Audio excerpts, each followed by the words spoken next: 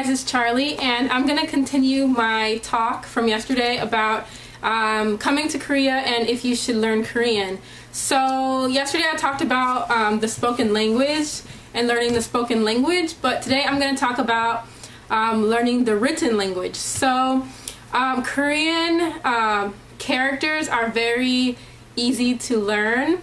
I think it's like really simple. It's probably like one of the simplest languages that I've attempted to study, like written. So I definitely think that you should, if coming to Korea, learn Hangul, the Korean alphabet, and because it's just so simple. I don't think there's a reason not to know how to read in Korean because it's so easy. You can learn, I mentioned this before in like one of my videos a long time ago, that, by the way, I'm gonna organize my videos and I'm gonna put them in like playlist thingies, categories or something, and also number them so that if you guys ask me about a video I can easily refer you to it. But anyway, I mentioned a while back that you can learn Korean, how to read Korean in one day. I think I learned in one day. You know, you can learn the symbols and you can slowly start to sound out the word. And the reason that I recommend learning it is not only because it's easy, but once you start learning how to read in Korean, you start feeling really accomplished. You know, when you're able to read when you're little, you feel really accomplished that you could read and you know what it says. And you can sound out the sentence. Well, it's the same thing for Korean.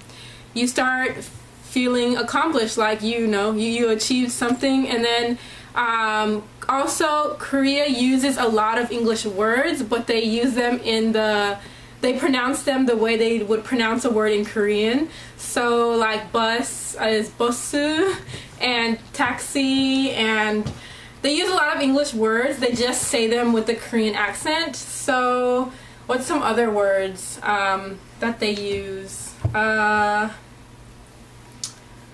I can't think right now, but there's so many words that Korea uses that is an English word. They just pronounce it a little more like Korean.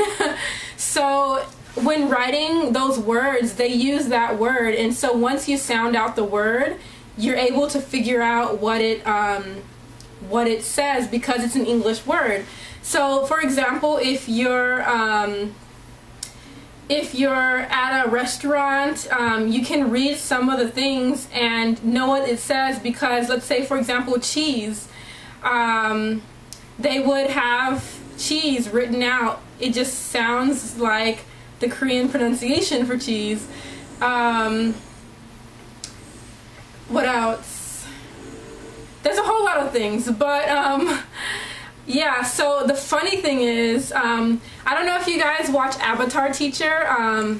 It's A-B, Avatar, not A-V. She and I went out one day and we were at a place and we were sitting looking at the menu, and it's like a really hilarious moment. I hope you're watching right now because it's really funny. Her name is Avery, and we were out one day and we were looking at the menu. And you know, chicken actually is they write chicken. So if you're ever out and you're looking for a chicken place, if it's in Korean and you sound it out, you'll sound out chicken. So that's another example of why you should know Korean, because you're gonna sound out chicken. Okay, that didn't make any sense, but anyway, so we were out at a restaurant and we were reading the menu and we were like, 후라이드, 후라이드, and we could not figure out what 후라이드 meant. We just kept sitting there repeating and looking at the menu saying, 후라이드, 후라이드, what is 후라이드? And so we're like, 후라이드 chicken. And so we're like, what's 후라이드?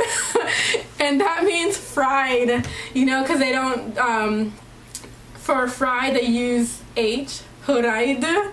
So it was just the funniest thing once she was like, oh my gosh, it means fried.